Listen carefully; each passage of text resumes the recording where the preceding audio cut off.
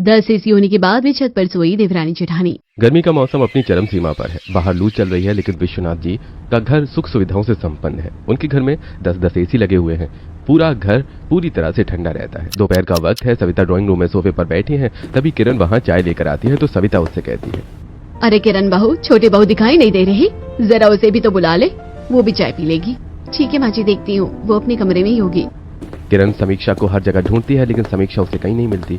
फिर किरण छत पर जाती है तो देखती है कि समीक्षा छत की सफाई कर रही है। यह देखकर किरण कहती है, अरे समीक्षा, तुम छत की सफाई क्यों कर रही हो? बस जेठानी जी, ऐसे ही सोचा कि साफ कर लो। चलिए, सासू माँ आपको बुला रही है, साथ में चाय पीते हैं।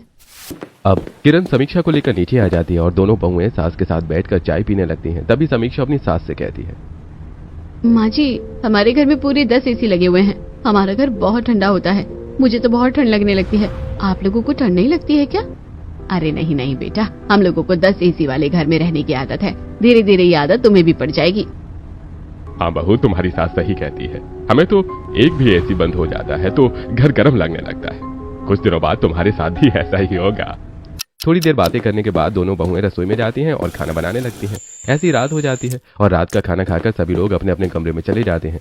रात को किरण की नींद खुलती है और उसे प्यास लगती है। वो पानी पीने के लिए किचन की तरफ जा रही होती है। तभी वो देखती है कि समीक्षा अपना बिस्तर लेकर छत के ऊपर जा रही है। किरण ये देखकर हैरान रह जाती है। वो पीछे पीछे छत पर जाती है तो देखती है कि समीक्षा बिस्तर बिछाकर वहां लेटी हुई है। तभी किरण समीक्षा से कहती है, समीक्षा, ये क्या कर रही हो तुम? यहाँ क्यों सोई हुई हो? पागल हो गई हो क्या? घर में 10-10 एसी चलते हैं और तुम यहाँ सोई हुई हो। समीक्षा हड़बड़ाकर उठती है और अपनी जेठानी को देखकर थोड़ी झेंप जाती है।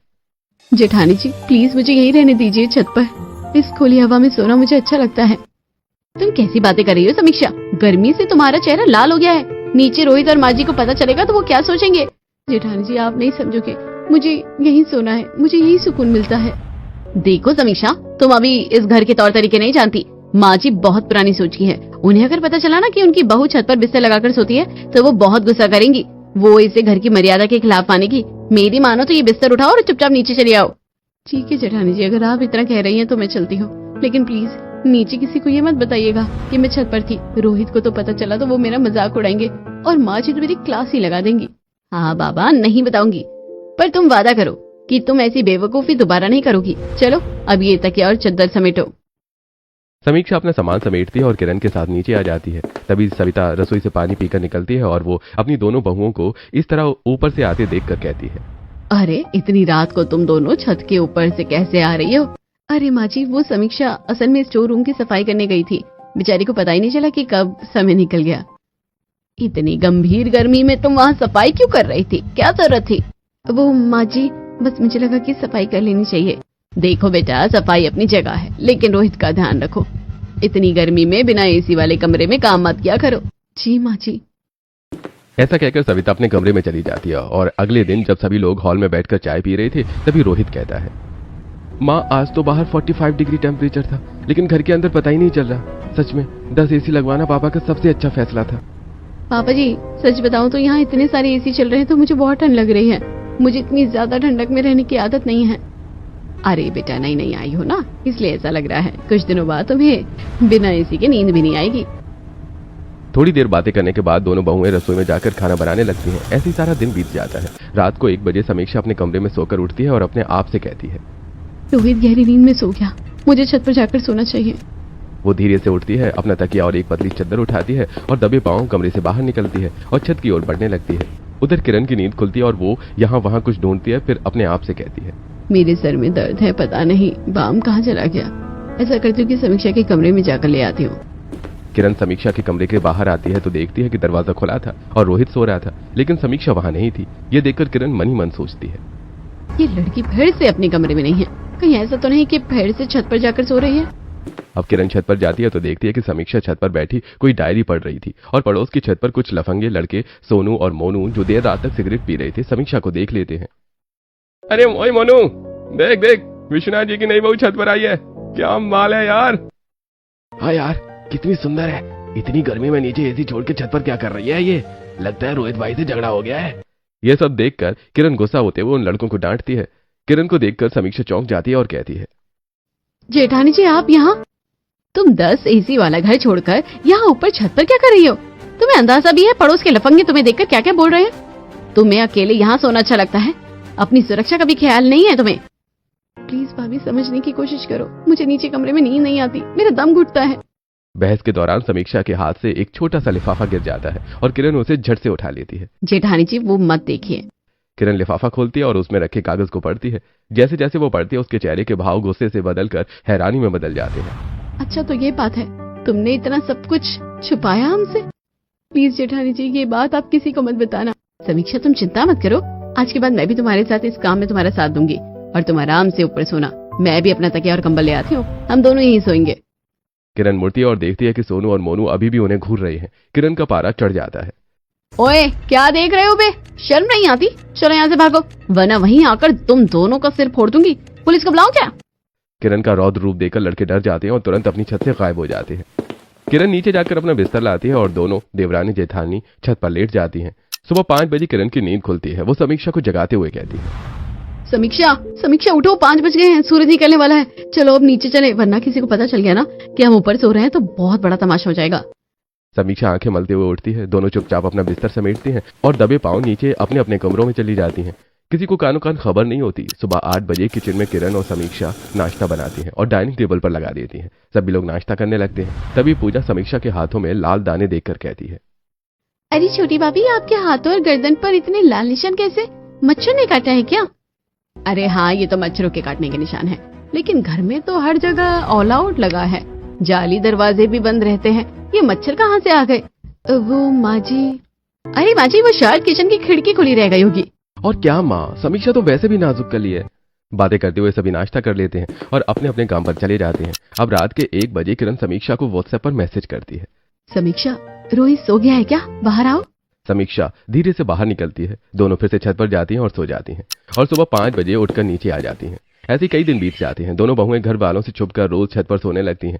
ऐसी एक दिन सविता की नींद अचानक सुबह 4 बजे खुल जाती है। वो पानी पीने के लिए रसोई में आती है। पानी पीकर जब वो वापस अपने कमरे में जा रही थी तब वो देखती है कि किरण और समीक्षा दोनों के कमरों के दरवाजे आधे खुले हैं। वो चौंक जाती है और अपने आप से कहती है, ये दोनों बहुएं अपने कमरों में नहीं हैं, लगता है बाथरूम गई हैं। सविता हॉल में इंतजार करती है। थोड़ी देर बाद वो देखती है कि किरण और समीक्षा सीढ़ियों से नीचे उतर कर आ रही हैं। उनके हाथों में तकिए और चादरें हैं। बहू ये क्या है, तुम दोनों रात को ऊपर सो रही थी क्या? ये बिस्तर लेकर ऊपर से क्यों आ रही हो? दोनों बहुएं पत्थर की तरह जम जाती हैं। माँ जी दरअसल कमरे में एसी की वजह से कुछ ज्यादा ही ठंडी लग रही थी, तो एसी बंद कर देती, छत पर जाने की क्या जरूरत थी? जमाना क्या कहेगा कि विश्वनाथ के घर में 10 एसी हैं और बहुएं छत पर सोती है। अगर किसी पड़ोसी ने देख लिया तो? माँ जी तुम्हारा नहीं होगा, प्लीज गुस्सा मत होइए। ठीक है, ठंडी लगे तो एसी बंद कर देना, लेकिन आज के बाद ऊपर मत जाना, ये मेरी आखिरी चेतावनी है। अब अपने अपने कमरे में जाओ। ऐसा कहकर सविता वहां से चली जाती है। तब समीक्षा कहती है, जेठानी जी अब क्या होगा? माँ जी ने तो मना कर दिया, लेकिन मेरा ऊपर सोना बहुत जरूरी है। तुम चिंता मत करो समीक्षा, माँ जी ने मना किया है ना, पर मैं हूं ना, हम कोई और तरीका निकालेंगे, हम ऊपर सोएंगे चाहे कुछ भी हो जाए। अब दोनों बहुएं अपने अपने कमरे में चली जाती हैं। अगली रात दोनों बहुएं फिर से चोरी छुपे ऊपर चली जाती हैं। सुबह जब वो वापस आ रही होती हैं तो हॉल का नजारा देखकर उनके होश उड़ जाते हैं। हॉल में सविता जी, विश्वनाथ, आकाश और रोहित सब बैठे होते हैं। जैसे वो नीचे उतरती हैं सबकी नजरें उन पर टिक जाती हैं। ये क्या है बहू, तुम लोगों ने क्या इस घर को मजाक बनाकर रखा हुआ है? तुम दोनों छत से आ रही हो? किरण तुम इतनी गैर जिम्मेदार कैसे हो सकती हो? जी वो समीक्षा को ऊपर सोना था, उसे एसी की हवा में घबराहट हो रही थी, इसलिए मैं उसके साथ चली आई। उससे समझाने की बजाय उसका साथ देते हुए तुम्हें शर्म नहीं आती है बहू? घर में 10 एसी लगे हैं, पूरा घर ठंडा है, लेकिन फिर भी तुम दोनों छत पर जाकर मच्छरों के बीच में सोई थी। समीक्षा मैं तो तुम्हें समझदार समझता था, लेकिन ये तुम क्या कर रही हो? इतनी गर्मी में जब नीचे घर ठंडा है तो छत पर सोने की क्या जरूरत है? माँ गलती तो किरण की है, समीक्षा तो नई आई है, उसे नहीं पता, लेकिन किरण को उसे सपोर्ट नहीं करना चाहिए था। ठीक है, तुम दोनों आज ऊपर सो गई तो कोई बात नहीं, लेकिन आज के बाद तुम लोग कभी भी ऊपर मत सोना। जी माँ जी। जी अब जाओ रसोई में और खाना बनाओ। दोनों बहुएं चुपचाप रसोई में चली जाती हैं। शाम के समय सविता की सहेली सावित्री उनसे मिलने आती है। सविता बहन एक बात पूछो, बुरा तो नहीं मानोगी? अरे पूछो सावित्री, क्या है बात है? तुम्हारी दोनों बहुएं रात को छत पर क्यों सोई थी? मैंने कल रात अपनी बालकनी से उन्हें वहाँ बिस्तर बिछाते हुए देखा था। अरे वो उन दोनों को थोड़ी घबराहट हो रही थी तो ताजी हवा के लिए ऊपर चली गई थी। देखो बहन, अपनी बहुओं को समझाओ, घर में 10 एसी लगने के बाद भी छत पर सोना अच्छी बात नहीं है। मोहल्ले में बातें होने लगती है, लोग तो कह रहे थे कि शायद तुम उन्हें एसी वाला कमरा नहीं देती। हाँ सावित्री, मैं उन्हें समझा दूंगी। सावित्री के जाने के बाद सविता समीक्षा के कमरे में आती है जहां दोनों बहुएं बैठी बातें कर रही थी। एक बार फिर उन्हें समझाती है और वापस चली जाती है। तब किरण समीक्षा से कहती है, कल तो हम पकड़े गए समीक्षा, अब आज कैसे सोएंगे? माँ जी की सहेलियों ने भी तो देख लिया है। जेठानी जी जो भी हो, मुझे तो ऊपर सोना ही पड़ेगा। तुम चिंता मत करो, मैं कोई ना कोई तरीका निकाल ही लूंगी। जेठानी जी मुझे बहुत नींद आ रही है। ठीक है, तुम 2-3 घंटे सो लो, तब तक मैं खाना बना लेती हूँ। अब समीक्षा सो जाती है और किरण रसोई में खाना बनाने के लिए चली जाती है।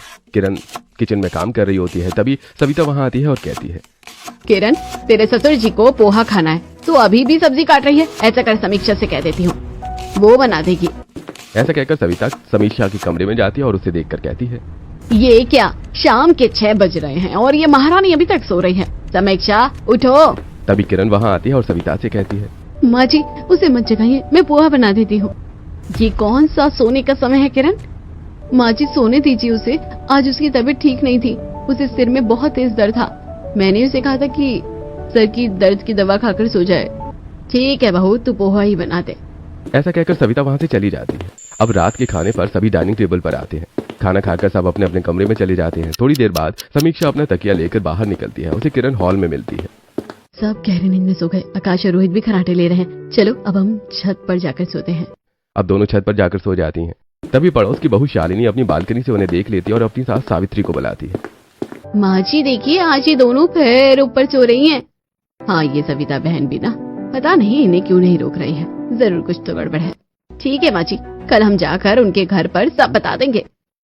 अगले दिन सुबह सुबह सावित्री और उसकी बहू शालिनी विश्वनाथ जी के घर आती है और कहती है, भाई साहब, सविता बहन, हमने कुछ देखा तो सोचा आप लोगों को बता दे।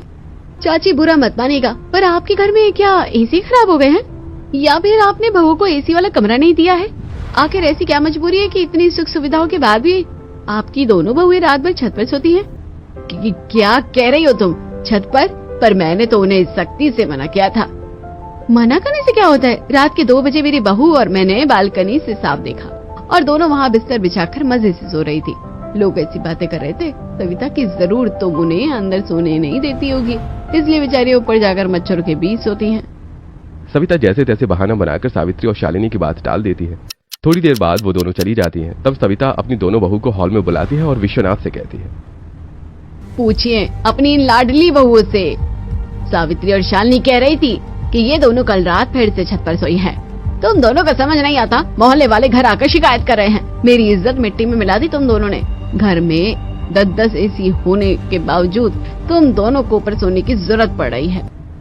माँ जी, वो समीक्षा को नीचे बहुत घबराहट हो रही थी, उन्हें नींद नहीं आ रही थी, इसलिए हम दोनों बस थोड़ी देर के लिए ऊपर चले गए थे। अगर नींद नहीं आ रही थी तो हॉल में आकर टीवी देख ली थी, छत पर जाने की क्या जरूरत थी? क्या हम तुम्हें अंदर सोने की जगह नहीं देते? सविता और विश्वनाथ की आवाज सुनकर आकाश और रोहित भी हॉल में आ जाते हैं। तभी रोहित, समीक्षा तुम पागल हो क्या? पूरे मोहल्ले में मेरा मजाक बन रहा है। हाँ, मुझे लगता है हमने इन्हें कुछ ज्यादा ही छूट दे दी है, खासकर किरण को, जो बड़ी होकर इसे बढ़ावा दे रही है। अरे आज के बाद तुम दोनों ऊपर गई तो तुम्हारी खैर नहीं है। आकाश गुस्से में स्टोर रूम से एक बड़ा ताला लाता है और सीढ़ियों वाले दरवाजे पर ताला लगा देता है। ऐसे ही 2 दिन बीत जाते हैं और दोनों देवरानी जेठानी अपने अपने कमरों में सोती हैं। अगले दिन देवरानी जेठानी दोनों मिलकर ढेर सारे कपड़े धोती हैं। तभी समीक्षा किरण से कहती है, जेठानी जी,